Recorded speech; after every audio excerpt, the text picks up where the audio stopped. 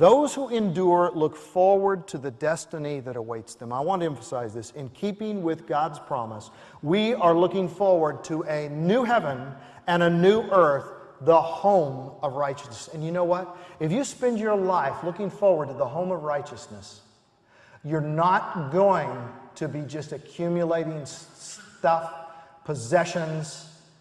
You know, things have mass. Mass has gravity. Gravity holds us in orbit around it. You're not going to spend the evening searching the internet for pornography because you're looking forward to your true home, a home of righteousness.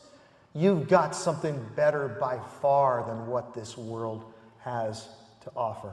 And by the way, I would say two of the great challenges to endurance in the Christian life, more people get derailed by the idol of sex and the idol of money than almost anything, and they both connect to the issue of pride in different forms, and we have the need to humble ourselves before God.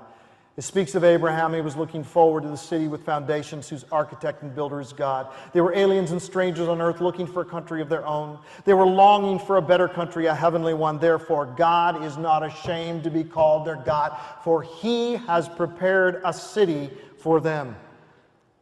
Romans 8:18 and 19, the sufferings of this present time are not worthy to compare with the glory that will be revealed in us. The creation waits in eager expectation for the sons of God to be revealed. The creation itself will be liberated from its bondage to decay. And here's the great promise of God. He will wipe away the tears from every eye. And the way it's worded here, He will wipe away every tear from their eyes. You know, it's not just that God says there'll be no more tears. He does say there'll be no more tears. But how tender this is. He will wipe away every tear from their eyes. That means there isn't a tear that He won't wipe away. And with every tear comes, I think, a specific pain, suffering that caused it. And God is going to deal with all of those. There will no longer be any death. There won't be car accidents. There won't be cancer. Children will not die. We will not be having the funerals of children. People will not die of famine. There will no longer be any mourning or crying or pain. Jesus didn't give up on this world. He went to the cross and took on the agonies of suffering and death in order to redeem this world. And that's the meaning of all those words. Redeem, renew, regenerate, reconcile, resurrect. All of them have to do with regaining what God intended for creation and even ultimately going beyond.